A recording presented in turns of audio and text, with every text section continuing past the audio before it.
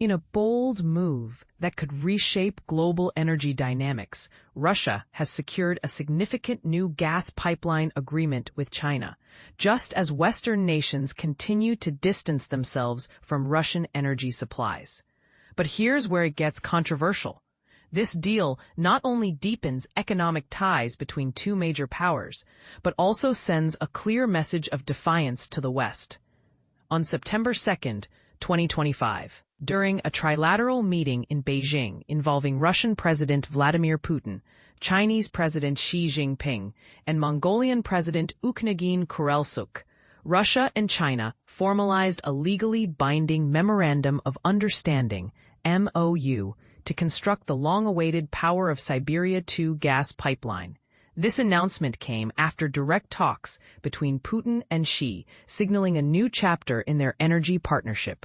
Alexei Miller, CEO of Gazprom, the Russian state-owned energy giant, confirmed to Russian media that the MOU covers the construction of this pipeline, which will transport natural gas from Russia's vast reserves in West Siberia through eastern Mongolia to northern China. According to Miller, the pipeline is designed to deliver an impressive 50 billion cubic meters (BCM) of gas annually. The agreement commits both countries to a 30-year supply contract, although the exact pricing details are yet to be finalized.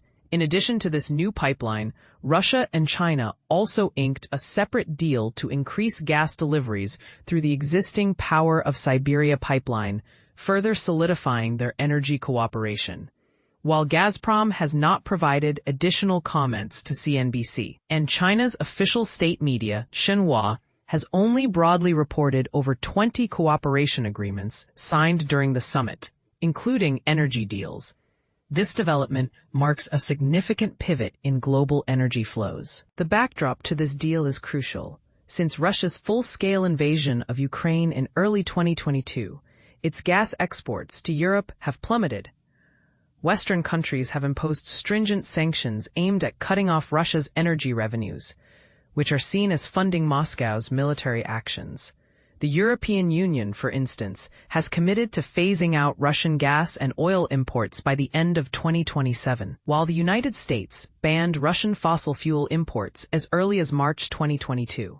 This geopolitical pressure has accelerated Russia's long-term strategy to redirect its energy exports eastward, with China emerging as the primary alternative market.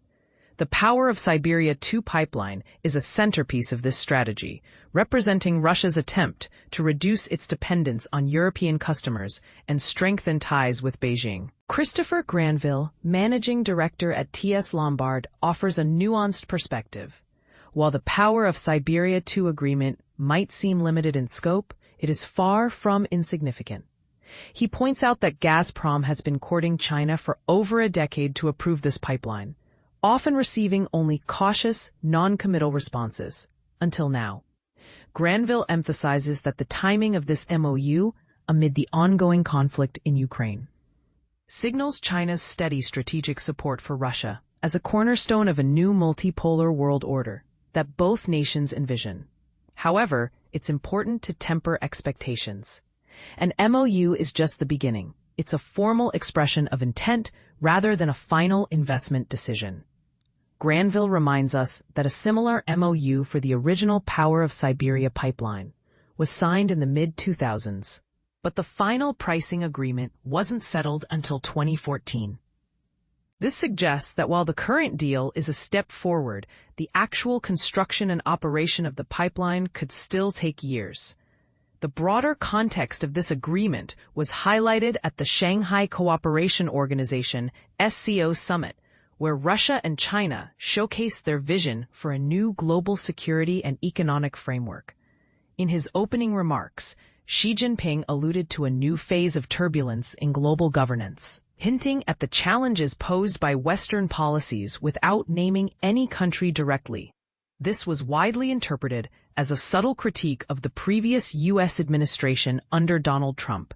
Timothy Ash, an associate fellow at Chatham House specializing in Russia and Eurasia, sheds light on China's cautious approach. He explains that Beijing has been playing very hard to finalize the Power of Siberia 2 deal. partly because Russia urgently needs new markets after losing over 120 BCM of gas exports to Europe. Ash also suggests that China was previously careful not to antagonize the Biden administration by fully backing Russia. But now, it appears Beijing has secured more favorable pricing and may be more willing to finance the pipeline's construction. Ash introduces an intriguing concept called TACO, Trump always chickens out, to describe the unpredictable nature of U.S. tariff policies under Trump. He believes Xi has learned that only by adopting a firm stance against the U.S. will Washington eventually relent. The SCO summit, according to Ash, was about presenting a united front from the global south, signaling that these countries will not yield to U.S. pressure. This raises provocative questions.